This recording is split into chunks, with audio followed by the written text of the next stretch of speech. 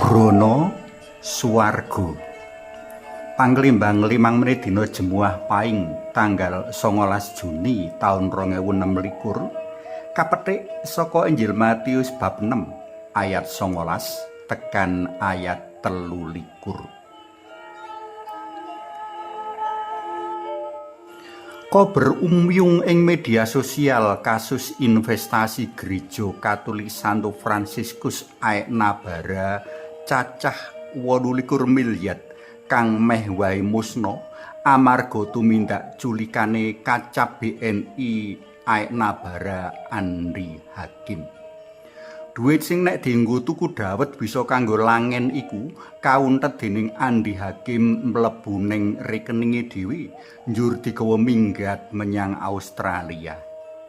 Manut cerita, sajake bendahara Gereja Katolik Aeknabara kepincut iming-iming anakan dhuwur investasi 8% saben taune. Adoh ngungkuli anakan investasi kang rata-rata amung 3,7% saben taune jaman semono. Marga kepengin badhe akeh bendahara Gereja Katolik Aeknabara kelangan kawaspadan lan kawicaksanan. Dheweke kena bujuke si Andi Hakim. Pengurus gereja lagi kelimpungan, rikala butuh duit, jebul duwite ora cinatet ing bank. Bejo pihak BNI gelem tanggung jawab saengga duit asil gedhekukane umat cacah 1.900 wong mau isih iso bali. Prastawa investasi Aeknabara bali kemliwer ing pikiranku rikala nglelimbang waosan dina iki. Ing waosan Gusti Yesus ngelingake para penderek dalem padha investasi bondo ana swarga. Investasi bondo ana swarga ora bakal ilang musna jer ing swarga mono papane kejujuran. Ora ana maling ing kono, ora ana koruptor ing kono, ora ana tukang tilep ing kono. Saben manungsa setor bondo bakal kacathet dening malaikat panyarian kanthi rapi teliti, banjur bondo mau kasimpen dening malaikat juru simpen kanthi primpen permati.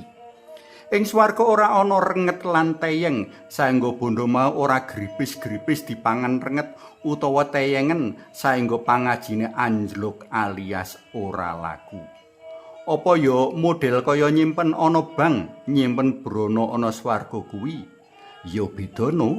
Nanging sing cetha, brono kadonyan bisa dadi srana kanggo nglumpukake bondo ing swarga. Kang kudu kapigatakake kanggo sapa wae kang kepengin ngumpulake brono ing swarga yaiku menawa swarga menawa sipate rohani, mula brono-brono kadonyan kudu kaowahi dadi brono rohani. Brono kadonyan bisa owah dadi brono rohani rikala pagi kapigunakake selaras karo kersane Gusti Allah kang Maha Roh. Gusti Allah Maha Roh kang tedhak ana donya ngersakake para pendherek dalem supaya padha tumindak becik migunakake brono kadonyan. Brono kadonyan bisa arupa duit, bisa arupa barang, bisa arupa ngelmu, bisa arupa tumindak lan panemu becik. Saben-saben kita tumindak becik tanpa kaembel-embeli kanggo ngeruk bondo donya kanthi kemaruk sarta golek badi pribadi sarta golek jeneng mesti bakal otomatis katransfer menyang bank swarga. Prostresna pelem kinasih duwe duit susah anggone nyimpen, wedi ilang, wedi gripis lan teyengen, wedi binabah maling. Ora duwe duit ya susah jalaran ditangisi anak lan bojo. Sing prayoga kita pigunakake sakeh nugra dalem Gusti kanggo tumindak becik kalebu kanggo tresnani anak bojo lan brayat sak kuat daya saengga kanthi mengkono tanpa sadar awake dhewe wis nyelengi brono swarga.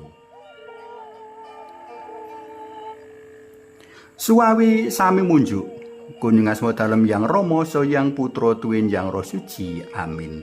Gusti Yesus kawula munjuk sembah nuwun awit kekeran brono swarga ingkang kedah kawula kempalaken wiwit taksih gesang wonten ing donya. Mugi kawula boten lirwa ngempalaken brana wonten swarga saengga saged makempal paduka satunggalipun brana pangaji ing swarga, sebab paduka ngatasi pangaji brana menapa kemawon. Amin. Konjeng asma dalem Yang Rama, Sang Yang Putra, tuwin Yang Roh Suci. Amin.